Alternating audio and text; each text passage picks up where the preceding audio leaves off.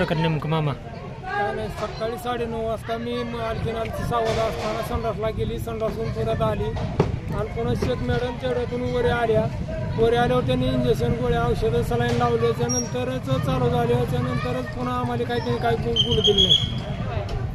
काय घटना आहे नेमकी? नाव पेशंट कोण आणलं? नाव काय आहे? पेशंट जयश्री काका कदम राहणार बालासंग. काय झालं पेशंटला नेमकं? थंडी ताप. थंडी ताप झाल्यानंतर कधी ॲडमिट केलं? रात्री 9-9:30 वाजता कुठं? काजी हॉस्पिटल. आणि इकडं कधी आणलं? रात्री सकाळी त्यांनीच आणलं. नेमकं काय झालं म्हणून त्याने आणलं? त्यांनी म्हणले आयुष्यमध्ये टाकायचं म्हणून घेऊन आली. त्यांची स्वतः त्यांचा टाप घेऊन आला. हां. आणि घेऊन आलेले माणसं कोण कोण होते आठवते का? स्वतः डॉक्टर साहेब आहेत आणि तिच्या 4 सिस्टर आहेत. कुठल्या हॉस्पिटलमधले? त्यांनी स्वतः घेऊन आले. मग आता तुमची काय तक्रार आहे का? हो, मग आता त्यांनी इथं आणून मेलेलं पेशंट टाकलं म्हणलं तक्रार देणारच का?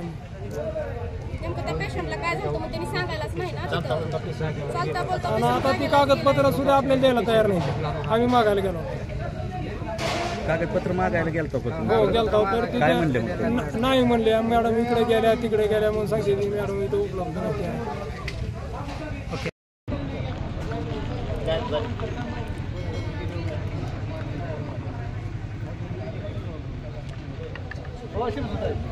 काय झालं ते नेमकं प्रकरण काय? आईला सर्दी थंडी ताप जाते, त्याच्यामुळे रात्री 9:30 वाजता काजी हॉस्पिटलमध्ये ॲडमिट केलं. हां. मग संध्याकाळी ॲडमिट केल्यानंतर मॅडम म्हणल्या आता हे लॅबचे वगैरे सगळे बाहेर गेले पाहिजे. संध्याकाळी ॲडमिट केल्यानंतर सकाळी ब्लड चेक करून पुढचं काय असेल ते निदान. सकाळी 7-7:30ला ब्लड सॅम्पलसाठी त्यांनी नेलं. ब्लड सॅम्पलसाठी नेल्याच्यानंतर परत मी डबा घेऊन मी काय गावाकडे गेलो. रात्री सकाळी आल्याच्यानंतर 1 वाजता डबा घेऊन आलो. डबा घेऊन आल्यानंतर आई म्हणजे थंडी वाजायला. मग मॅडमला जाऊन सांगितलं तर काय मला मॅडमला कॅबनमध्ये वगैरे येऊ दे. डायरेक्ट 1-1.5 तासानं आईचा हातपाय वगैरे वाकडा जात मग पळत केला. मॅडमकडे गेल्यानंतर मॅडम वगैरे आलं, त्यांनी काय असेल ते केलं. पण नंतर त्याने जास्त सिरियस झाल्याच्यानंतर त्यांच्या स्टाफनं त्यांना रिक्षामध्ये टाकून सिव्हिलला आणून टाकलं.